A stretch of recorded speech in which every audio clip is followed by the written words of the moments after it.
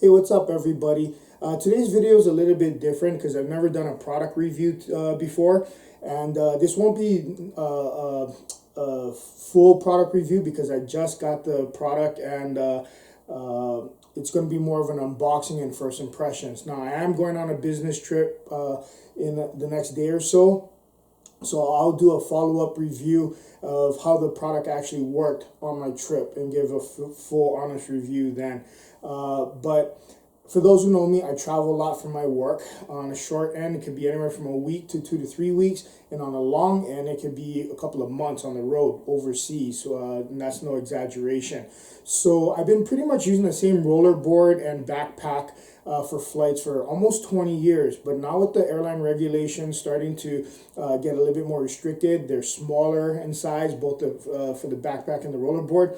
For the last year or so, I've been trying to look for an alternative because I was getting a bit tired and frustrated of having my carry-ons checked at the gate because they said it was too big, even though they fit within the dimensions and so forth. So with that said, I came across this company called Nomatic, and they started on Kickstarter a few years ago, and they're also based here locally in Sandy, Utah, and I like to support local.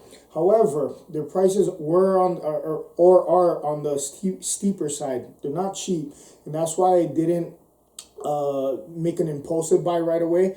I took my time, researched not only them but other products on the features that I liked and how I thought it was gonna fit into my needs as I traveled. So around the holiday time, they had a special going on for a discounted price, and if you bought any of their luggage product, you got a two complimentary accessories with the purchase. So thought it was a good time to try. Still a little bit pricey, but I have no problem paying for product that's going to be high quality and functional. So I bought the everyday backpack. I didn't buy the travel pack because I wanted something, again, a little bit smaller and something that I could use every day without being too bulky. So I got their backpack, and I also got the carry-on rollerboard, their carry-on pro.